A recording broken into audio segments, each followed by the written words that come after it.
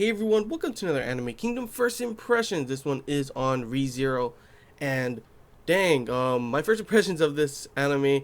First off, I did not expect, I didn't know anything about this anime until I looked at it coming up. I didn't hear anything big about this, so it wasn't really one of those that like Hero Academia. A lot of people were hyping up and stuff like that, but this one I didn't really hear too much about it. So when I saw the description, I was like, that's pretty interesting.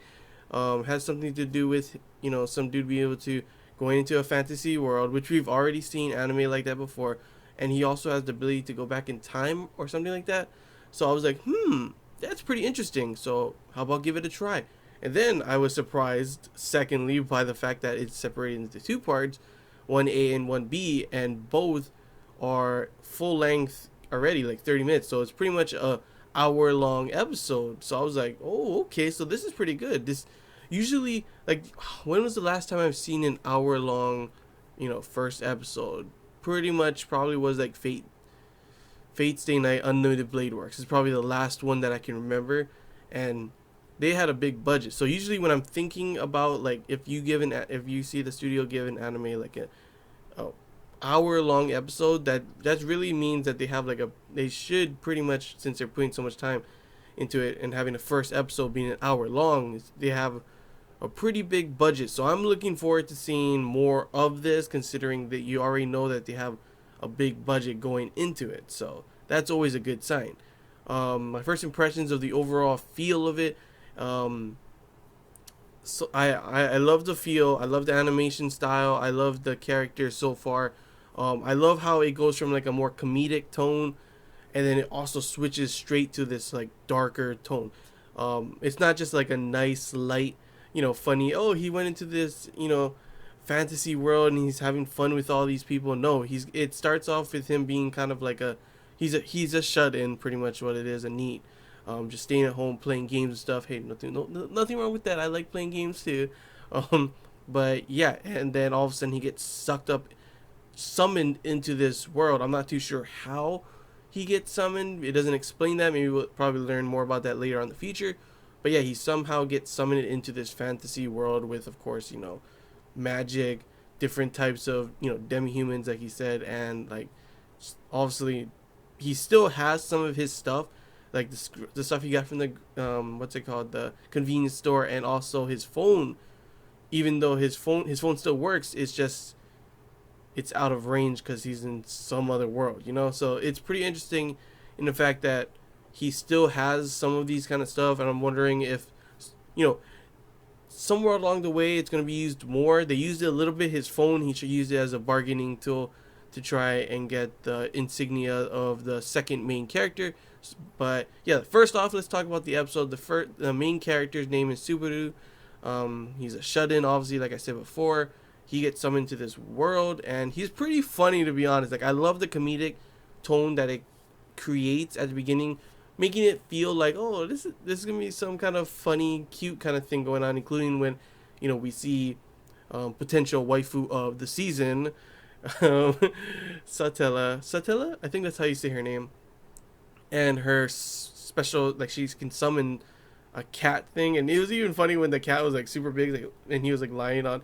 I didn't know girls, hairs are this, hairy, legs are this hairy. Wait a minute, and it's the cat. It was pretty funny to see stuff like that, and it's also got pretty good action, as you saw at the very end, and also just him in general fighting those thugs was pretty cool as well.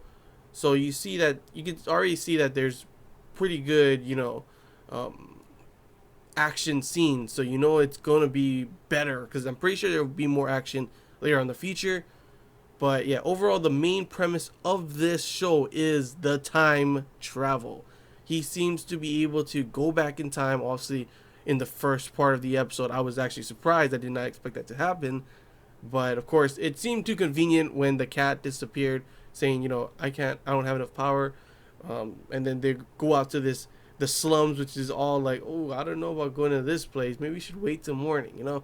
But they got to find that girl Felt who stole Satella's, insignia. So they end up going. They go into this dark house place that they got info from, and pretty much what's in there, yeah, a dead guy. And guess what? Since he saw that, there goes our main character dying, and so does Satella. And we even saw little glimpses of that happening at the beginning of the episode. So it's cool that they had a little foretelling of what happened right there. And then all of a sudden, what? What happened? He's awake again, and he can't really. He's like, huh? Huh? Huh?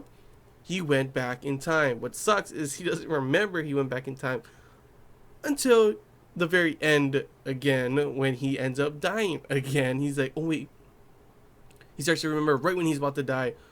Oh yeah, this happened before in a different way though, but this time he kind of changed it up by not going, not, him and Satella not meeting up, and then him, of course, going to get the insignia, end up getting killed. Either way, the action part was, like I said, pretty dang cool, seeing the giant guy swinging that huge, like, bat thing at that one witch, and she just cut him up. All right, is she a witch? I forget, but she's just cutting him up, and then of course we end up him dying, and he appears again. Satella yells out to her, and she gets mad, like, why are you calling me that? Why are you calling me this jealous witch about name? And all of a sudden there, I already knew a little bit when she said Satella, and the cat was like, Puck, yeah, was like, why did you say that name? He's like, oh, luckily, he's from a different world, so he doesn't notice this name. And so I knew right there and then she probably either didn't give him the right name, or she doesn't normally give her name out, and that's why when he says her name in the street, she's like totally like, what? Why are you calling me this? Because obviously he's never met her before. She's never met him before. Well, he's met her, but it's a different timeline kind of thing. Time travel, yeah. It's crazy. But yeah, it gives off that kind of Steins Gate feeling too. Steins Gate, if you haven't watched that, definitely a good watch for time travel anime. And it gives that kind of feeling as well of him going back over and over again to complete this one thing. So I'm wondering, are we going to keep going over the same timeline kind of thing, him trying to save her from this demise and get her insignia over and over and over again? Or is there some bigger picture that we're going to see along the way? But of course, him still going back and forth, and him going to have to tell, her or not tell her, figure a way that he can go back in time, complete everything, save her, save himself, and everything's all good. That's pretty much what it seems like it's going to be. And I honestly cannot wait for the next episode. This hour-long episode definitely got me hyped up. I was definitely not aware of this anime before, but I am happy I ended up going to give it a try, because it definitely was worth it. Because seriously, it was a pretty good episode. Good action, good drama, good comedic tone while changing it to a darker tone. I love these kind of anime where it's like kind of got this more darker tone. Like I usually before back in the day when I first watched anime, not as much before, I didn't usually like those darker tones. I always like these happy kind of things, and now I kind of like it.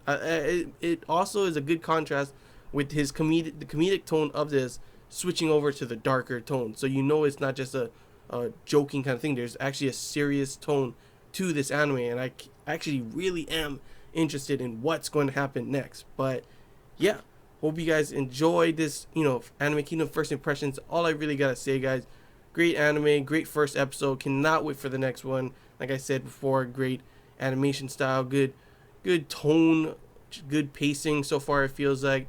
I'm wondering if I'm guessing the next episodes will not be all hour long, but I'm wondering how the pacing of those episodes will be now that it will be only into one, normal 20 something minute episode. So yeah, that's all I gotta say, guys.